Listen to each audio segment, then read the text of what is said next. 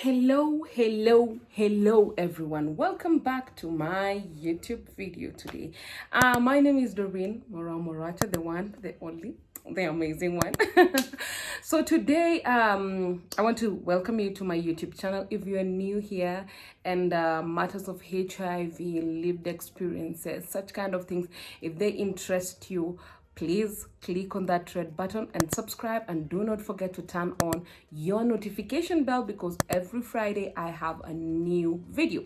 I am sorry that I have not uploaded a video in the last 2 weeks. I have just been, I don't even know whether I have an excuse for what has been happening, but it's been really, a lot has been happening. So, but here we are today with a brand new video. And if you have been here since the beginning, thank you so much. And I really hope that my videos, which are now about to be like almost 145 videos, have really encouraged you, taught you something, and build you to become a better individual. And you are now an awesome person, right?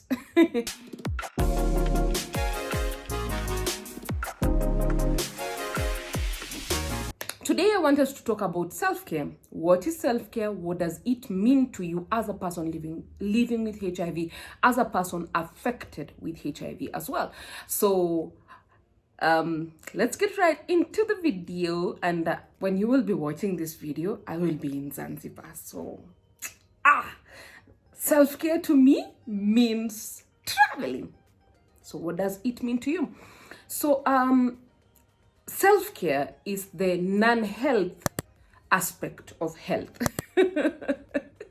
I don't know how to define it better. It is more of health of you, by you, from you. So it is the things that you do for yourself. It is the pampering, the nice things. And somebody the other day actually said, let us not take self-care from a tokenized perspective, where, like, the way I love traveling, so you get it. Anyway, so let us not take self-care from that perspective. So as people living and affected with HIV, what does self-care mean to us, right?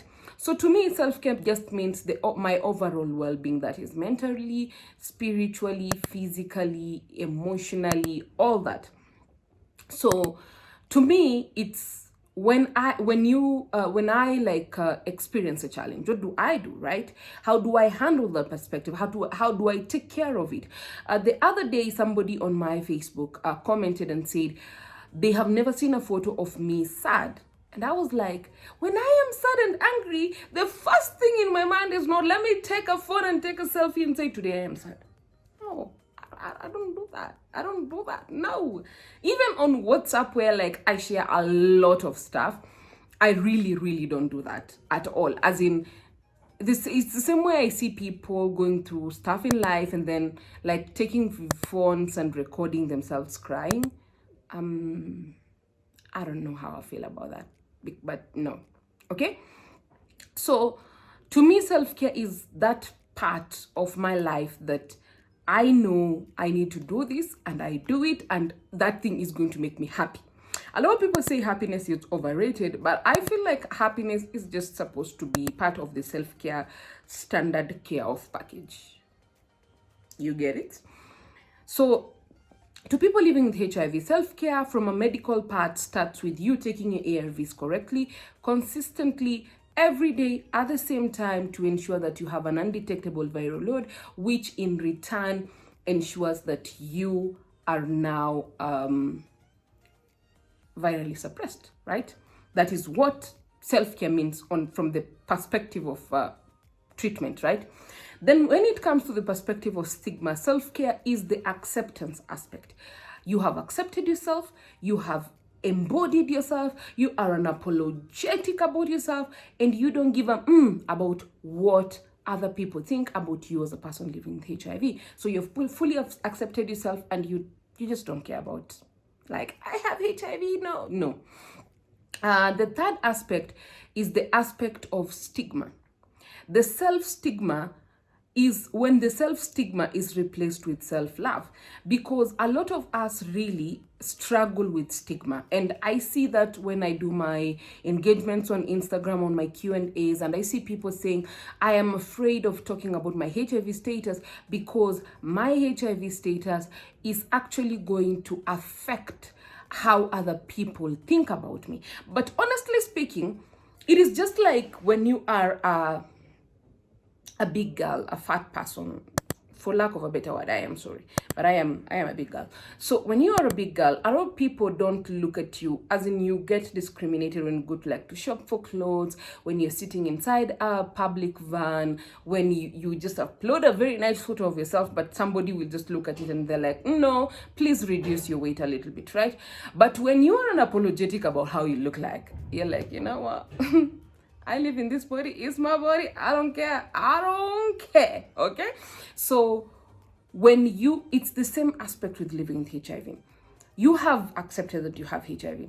You have loved yourself unconditionally, because the first thing they say for you to be able to receive love, you have to be able to show love, radiate love. Do you radiate love? When you look at yourself, do you radiate that love? Or every time somebody says about HIV, you become self-conscious, you become like, like closed up, the self-stigma kicks in. The other day I was speaking to some people on Instagram, and they were saying that they're even unable to take their treatment when they travel to other people's houses. So you see, that alone is I know there is stigma, but for the point that this actually compromises your health status, compromises your adherence, then it means that you really have to do a little bit of work to ensure that you've reached that point where you have overcome the self-stigma, where if somebody asks you, what is that medication you're taking? You tell them, they're just my vitamins, they're just my ARVs, they're just my what. As in, you don't have that you're thinking ahead and you're like, this person is going to see me taking ARVs. They're going to ask what this is for. And that is already an aspect of self-stigma. So by replacing self-stigma with self-love, that is also a form of self-care. So I am actually talking about the intangible, people who did business studies, tangible and intangible, the ones you can't touch, the aspects of self-care, right? We also have mental health. A healthy mental health. I don't know whether that is a thing, but I just made it up and it made sense. So when your mental health is stable, when you are able to not get depressed about your HIV status, I get a lot of people in my DMs, in my inbox, and they're like, Doreen, I'm depressed because I can't find a partner. I'm depressed because I'm living with HIV. I'm depressed because I think of the possibility of taking ARVs for the rest of my life and I don't like it. So that has aspect where you have anxiety, you have depression, you have panic attacks, you have ADHD. ADHD is a form of disorder that I think I low-key have it, where we just I low-key have it. I've seen the symptoms. I think I have it. So when you have your mental health in place, right, in check, how do you handle situations? How do you handle life?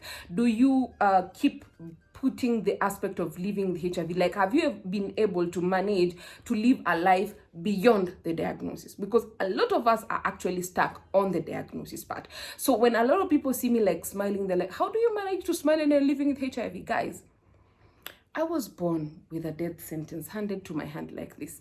Why will they be sad? Life is too short. My life is very, very short. So the last thing I want to do is to stay sad for the rest of my life just because I already have this health condition. I can't change it. I can go back to 1992 and tell my mother, take me back inside your tummy and don't give back to me. I wish I could do, but I can't, right?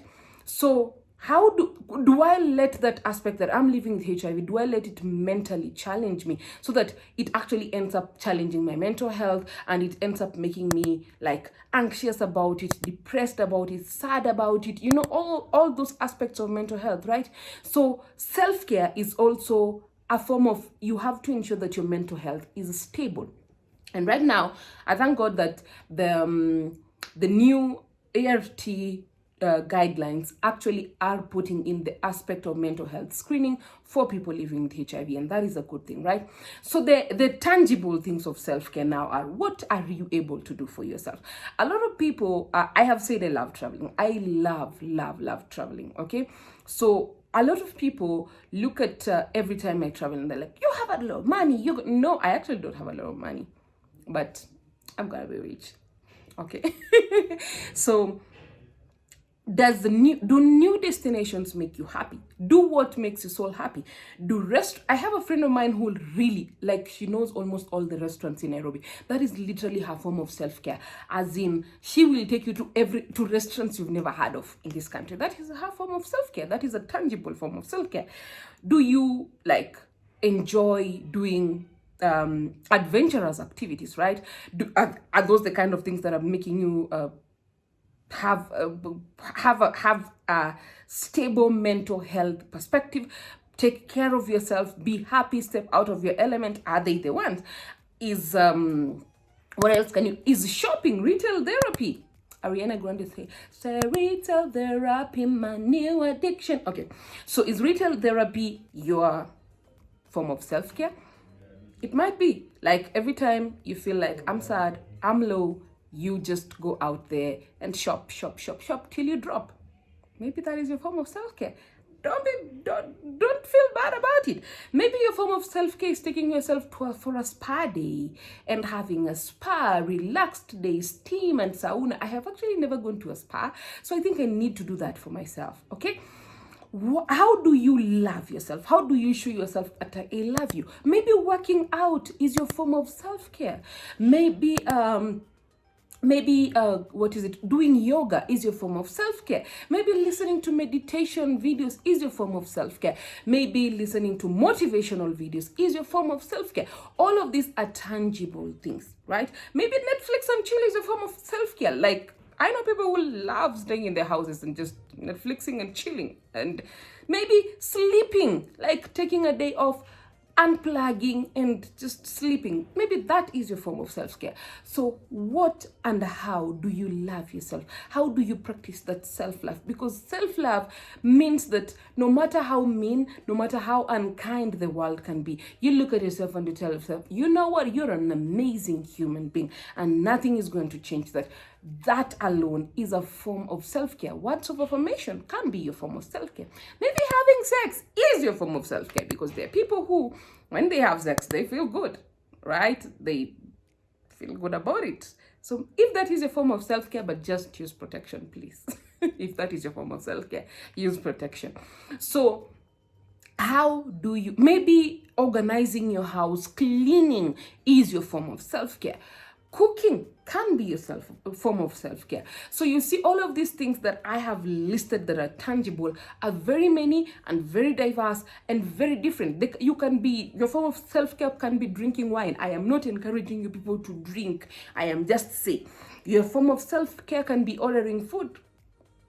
Your form of self-care can be painting. Your form of self-care can be doing DIY projects. So how do you channel the negative energy? Because the thing is, negative energy will always be there. The negative side of life will always be there. But how do you ensure that after a whole day or a whole week or a whole month of just bottling all of these things up, I think we need to add screaming. Screaming should be a form of self-care, so that when you are mad and angry, just scream and just let out that bad energy, right?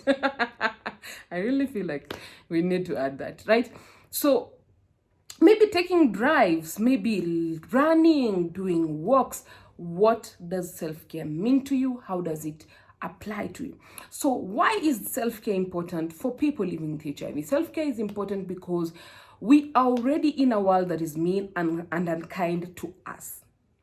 So if you don't have one practice of self-care, it means that you will get caught up into this world, okay? So people will say you like, why do you always like taking evening runs? Tell them that is how I love myself, that I am practicing self-love, okay? People will see you doing yoga, tell them that is me loving me, okay?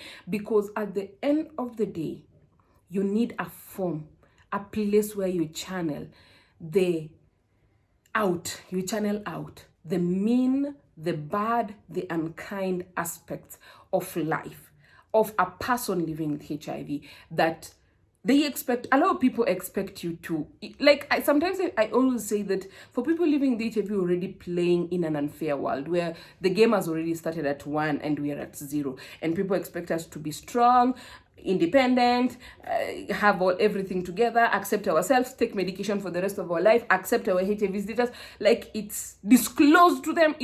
It's a lot, right? So because of these much things that are going on, and to add on it, life's problems are still there. Like you have unemployment, you are broke, you are heartbroken, you don't have rent money, you don't have, as in all of these things, and then they your parents telling you, we want children and a husband. So you see all of those things, you need a place to channel them out. Find one activity of self-care, and I really hope that this video actually helps you build a self-care routine for yourself. It can be as simple as taking long showers. Just buy a nice body scrub yourself, take those extra 2 or 3 minutes in the bathroom, buy a nice body shower, and so that when you walk out of the shower, you feel like, I have really channeled out all the negative energy around me, and I'm ready to face whatever comes. And keep this as a routine. I actually keep seeing these people doing like some self-care routine on bathing on TikTok, and I'm like, But then I came to learn that is an aspect of self-care. It's showing your body that you love you no matter what, right? So when the world is going crazy, don't forget to take care of yourself. So I hope up until this particular moment, I hope that you have learned something new about self-care, about being able to take care of yourself as a person living with HIV. And please don't forget to give me that like, that share, that beautiful comment, and subscribe if you have not yet subscribed. See you next week when I come back from Zanzibar. I'll have a vlog up, so don't worry about it. Bye-bye.